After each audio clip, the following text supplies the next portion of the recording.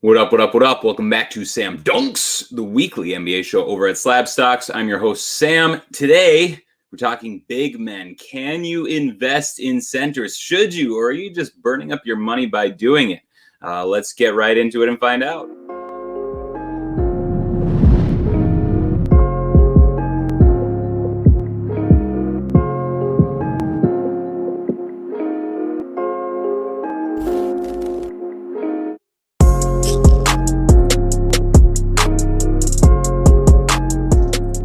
So we're starting off by taking a look at one of the hottest players in the NBA. That's the Joker, Nikola Jokic of the Denver Nuggets. Not only has he been performing well on the court, he's also been a steady increase all season on the card market as well. If you're listening to the podcast, obviously you can't see the chart on the screen right now, but I'm tracking two cards. Those are Jokic's base and also red, white, and blue Prism PSA 10 rookie cards. Didn't want to only include Prism in this chart, but they were the only two cards that could create any kind of meaningful chart at all. So that's what I went with. Going back to the beginning of the season, his red, white, and blue PSA 10 rookie is up 128%, and his base PSA 10 rookie is up 147%. So who says Prism is dead? Obviously, that's not the case universally, but certainly not dead for Nikola Jokic, and it's well-deserved. The top of the Kia MVP watch ladder has changed several times throughout the year. And we know at the beginning of the season, LeBron looked like a lock. That was until he got hurt. Joel Embiid then became the clear frontrunner, but he missed 10 games. That probably hurts his chances too. Here, the current standings from NBA.com, and obviously this is all opinion at the moment since the award is voted on by the writers, but the current favorite is our boy, Nikola Jokic, followed up by Damian Lillard, then James Harden, Giannis Antetokounmpo, Luka Doncic, LeBron James, Joel Embiid, Kawhi Leonard, Kyrie Irving, and then bringing up the pack at number 10 is Devin Booker. So our favorite Serbian big man is sitting at the top, and for good reason. On the season, he's averaging 26.3 points, 11 rebounds, 8.6 assists, 1.5 steals, and 0.6 blocks per game. Only 3 players have ever averaged even 25 points, 10 rebounds, and 8 assists. That's Oscar Robertson, Russell Westbrook, and then obviously Nikola Jokic. So pretty decent company for the 7-footer. And of course, he's just incredibly efficient while he's compiling those stats. Over a 60% effective field goal percentage, much better than league average. He's shooting just about 43% from 3 on 3.5 attempts per game from deep. And he is sporting a 120.8 offensive rating with a 112.4 defensive rating, which is good for a 8.4 net rating. That's all obviously very good. Compared to the rest of the league, Jokic ranks first in offensive win shares, first in win shares, first in box plus minus, and also in value over replacement player. He's so far ahead than most players in those categories too. If you just look at win shares, the gap between first place Jokic and second place Giannis Antetokounmpo is the same as the gap between second place Giannis and 37th place Robert Williams. Look at box plus minus. His gap over second place is the same as the gap from second to 12th. By VORP, value of replacement player, the gap is the same as second to 16th. So, yeah, pretty much crushing it out there, at least on the offensive end. And then by player efficiency rating, PER, he is in second place behind only Joel Embiid. Again, pretty good. So much deserved recognition for Nikola Jokic this year. And it's looking like the award will be Jokic's to lose. Since trading for Aaron Gordon, the Nuggets are 4-0. The lineup of Will Barton, Jamal Murray, Michael Porter Jr., Aaron Gordon, and Nikola Jokic has played 22.5 minutes together per night. It's their most used lineup, and that group has outscored opponents by just a hair under 34 points per game. So an absolute wrecking ball of a unit, and the feelings are clearly feeling pretty good in Denver. Now, that all brings us to the question of the day, which is, can you invest in centers? And obviously, Jokic is a clear yes. But who else could be? And what types of things should we be looking for? Now, in the past 10 years or so, 10 years or less maybe, centers have really been labeled in one of 3 categories. There's stretch fives, there's rim rolling bigs, and then there's the traditional back to the basket centers. For the most part, back to the basket bigs just don't really exist anymore. So we're really talking about the first 2 categories. There are the popular rim rollers in the league, and then there are popular stretch fives. And if I were to put out a poll, I'm not going to, but if I were, I believe that stretch fives would be considered the more attractive archetype for an investment, especially when you consider some of the names like Jokic, Porzingis, Karl Towns, Joel Embiid, all guys who are generally thought of as pretty stretchy bigs. Most people would say that the modern style centers are more attractive investments, and the association with that label is just simply three-point shooting. But that brings me to the question, who's really a stretch five? Credit for all of this thought exercise goes to Owen Phillips, by the way. He doesn't know who I am, but I do follow him. You can find him on Instagram and on Twitter at OwenLHJ or you can just go to his blog, thef5.substack.com. You can subscribe there and get the weekly email as I do. Really good stuff to be found there. His article from 2 weeks ago really got me thinking about this question. By the way, the data that I used in this slide is from that article too. So here's the premise. If you were to come up with an answer to the question, what makes a stretch five? I'm sure that nearly the universal answer would be just something along the lines of a center who can shoot threes, right? Now the follow-up question, what's the benefit of a center that can shoot threes? It's not just the novelty of a fourth or fifth player that can shoot it from deep. The incentive for teams searching for those guys is that a stretch five should open up the paint for other players. I want to consider the Bucks, for instance. If the Bucks had a Clint Capella type of player at the five, a traditional rim rolling center that really needs to be in the paint to be effective on offense, that would obviously have a very negative effect on Giannis Antetokounmpo since he needs that same area of the paint to operate. Capella taking up the paint, dragging his defender into Giannis's running lanes would obviously not be beneficial for the offense. So the Bucks bring in Brook Lopez, a big who can shoot threes and ideally take the opposing big somewhat out of the lane.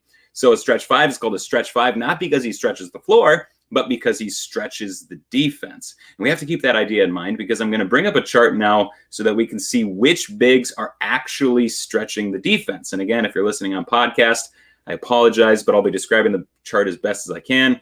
Or if that fails you, just be sure to rate the podcast 5 stars, then go over to YouTube, subscribe, and thumb up the video and watch it there, please, too.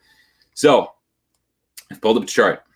You are looking at 5 columns to the right of each player's names. The first 2 columns are regarding uncontested three-point attempts. The third and fourth columns are regarding contested three-point attempts. This is the methodology that Owen Phillips used in his article.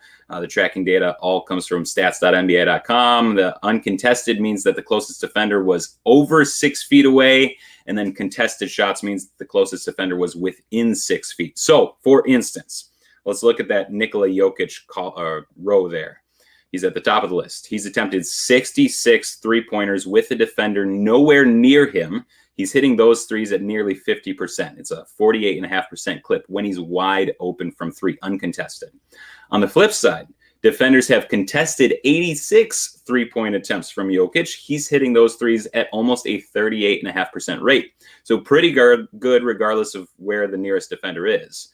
But here's the point of this exercise. Comparing the number of threes that he takes uncontested to the number that he takes contested, he's more frequently shooting with a hand in his face as there's more contested jumpers. And he's leading all centers in this category, shooting 56.6% of his three-point attempts with the defender nearby. So the point is, Jokic could really actually be considered a stretch five since he's actually stretching the defense. The opposing big is covering him around the arc more often than not, dragging him out of the lane, opening up the cutting lanes for other players.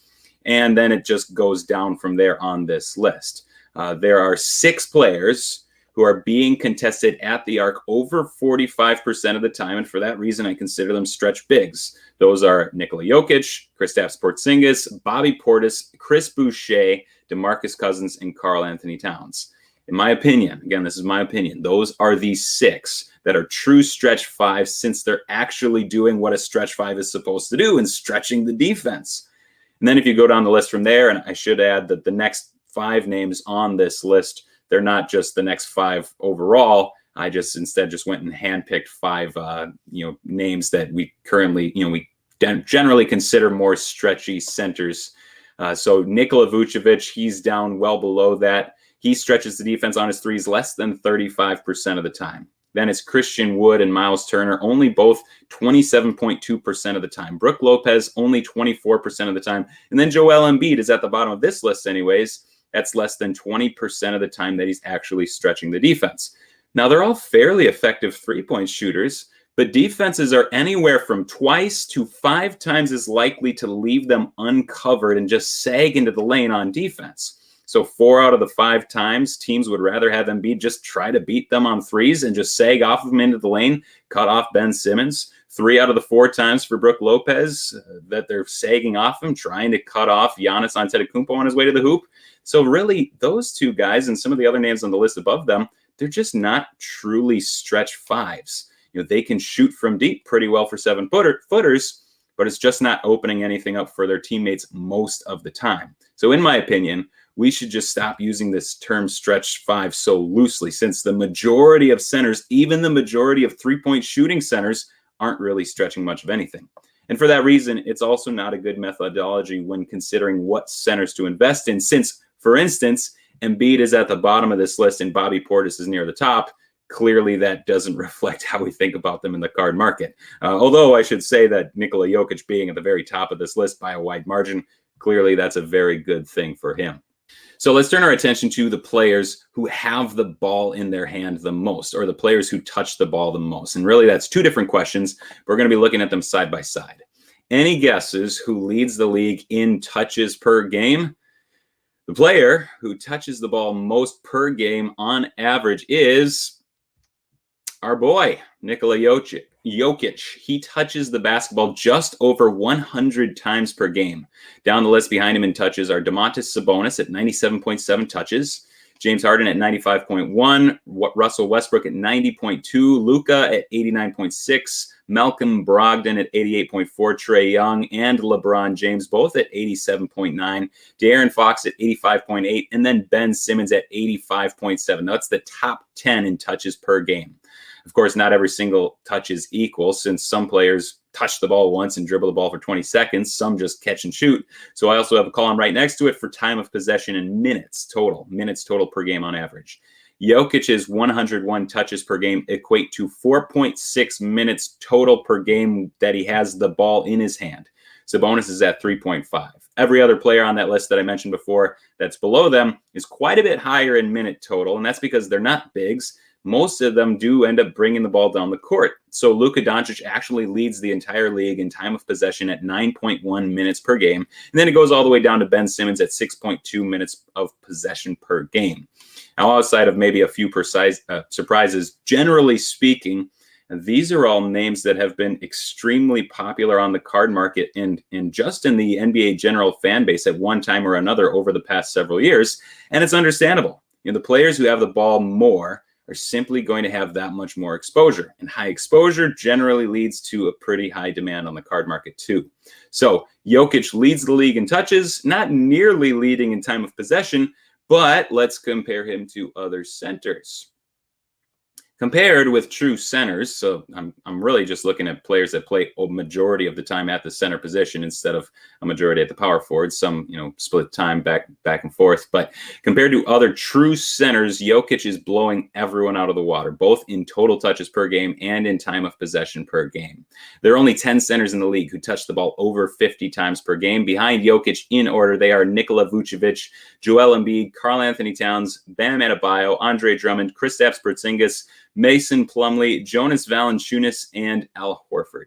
Vooch is sitting at 76 touches per game, and it goes all the way down to Horford at 53.6. And then by time of possession, Bam Adebayo and Joel Embiid own the ball only 2/3 of the total time that Jokic has it, but they're at a healthy 3-ish minutes per game. So still holding the ball quite a bit for a center. Everyone else is below that on the list.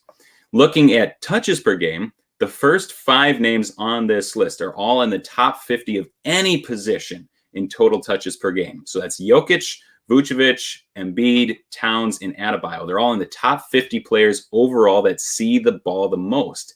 And that's interesting to me because when you consider other things like their age and their productivity with those touches, 4 out of those 5 names are among the most interesting investable names in the league as centers at the moment.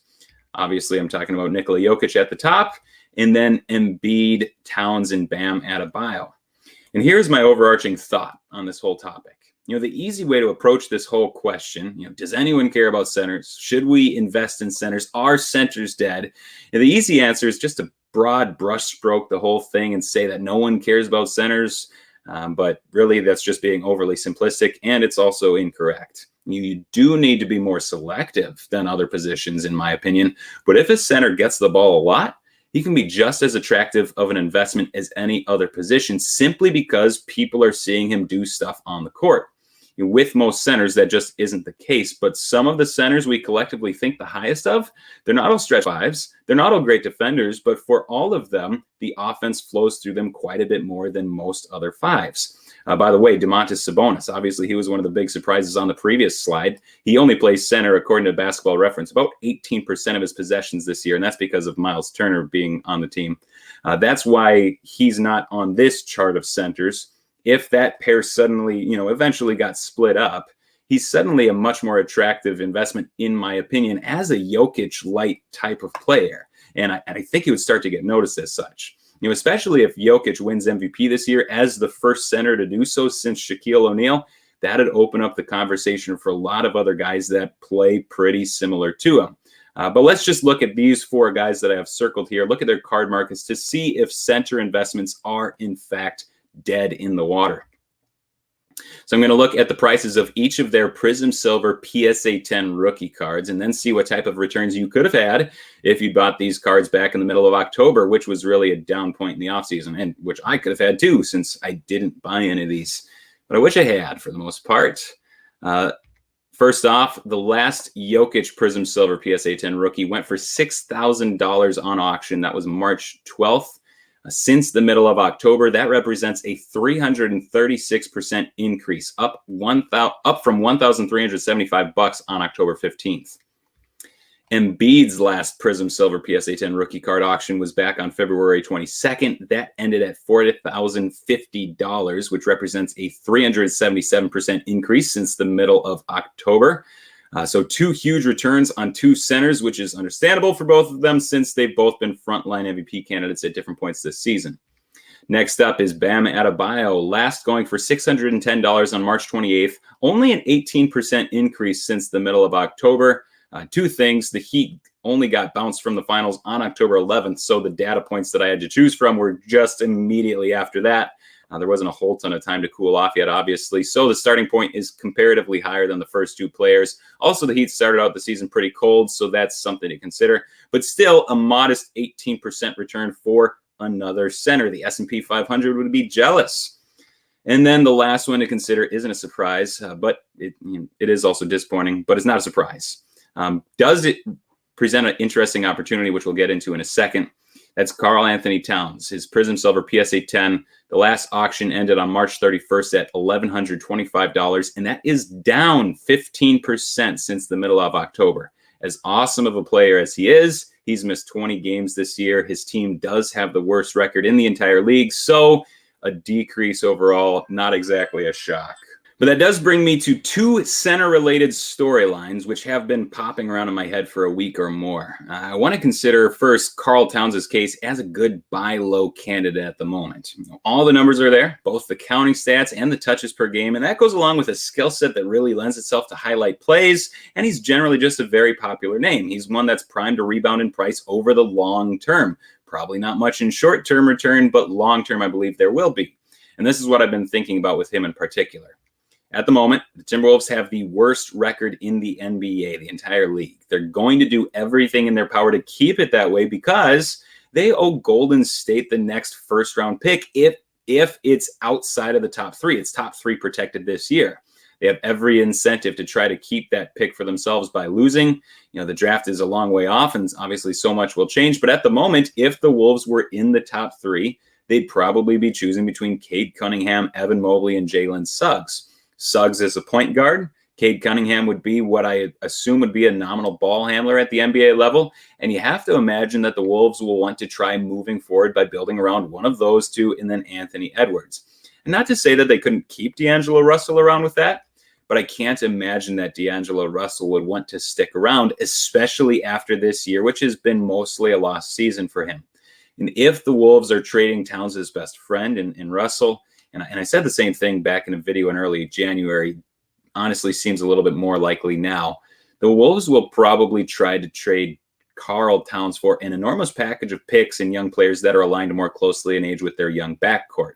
Clearly, there's a lot of ifs there, but at this point, that really just seems to be the most likely scenario. Just having seen front offices make the same type of calculations pretty much my whole life.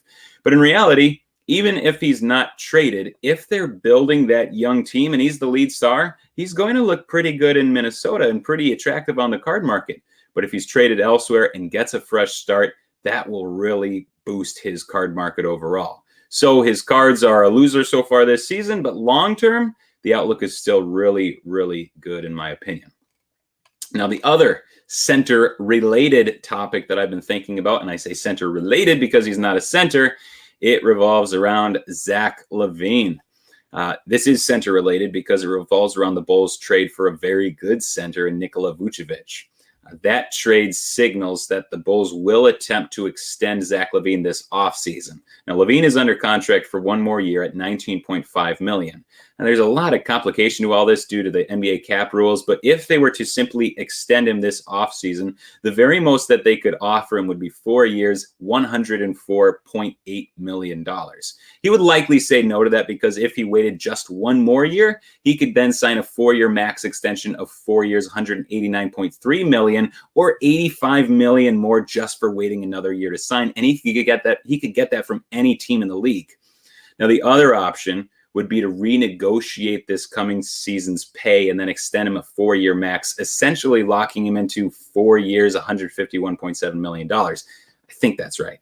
Assuming that LaVine wouldn't accept a discount to sign a year early, and also assuming that the Bulls don't want to let him hit unrestricted free agency and then potentially lose him for nothing, this seems like the most likely path forward. And then the Bulls will be locked into LaVine, Vucevic, and their young guys without a whole ton of other wiggle room. But then, as an investment, now it becomes kind of a question mark for me if this is how it all takes place. This has been LaVine's best season, and it's been the best team that he's been on, but they're still 20-28 with the 10th best record in the Eastern Conference. LaVine has improved all around on the court to put himself in this position to be a max extension candidate, but scoring is still his best trait by far, and he is one of the best in the league at it. But if you look at his scoring, in games where he scores over 35 points, which there are 12 such games this year, the Bulls are 8-4. And that's good. That's fine. 66% winning percentage. Great. But if he's not putting up superhuman scoring efforts, and if he just scores in the range of his actual season average, if he scores between 20 and 34 points per game, then the Bulls are only 8-18. Even 25 to 34 points, they're only 4-11 overall. If he scores less than 20 points, the Bulls are 4-5. So basically, my concern is that he's extended, which would be great for him, great for his family. I'd be happy for him. But I'm not sure that we have much of any basis to assume that he would be able to turn the Bulls into a perennial winner with Vucevic. Patrick Williams is another important piece on that team. He'll be another year older, another year better. But will that be enough to ever get the Bulls into even the top 4 seed in the Eastern Conference? Really kind of hard to say, and I don't necessarily feel super well about that. Now, I am prognosticating again, but if the Bulls do extend LaVine this summer, I'm sure there would be some initial excitement that would probably make his card market spike, but I don't think of him as a super long-term investment. I'd be happy to sell if you were holding still then, and then just be happy with whatever profit you can get. Could be totally wrong about all that, but I just don't really think that I am, which is why I'm sharing it with you. So there you have it.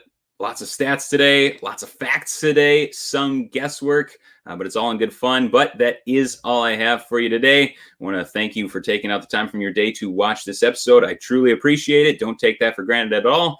And I'll see you again next week. Thanks again.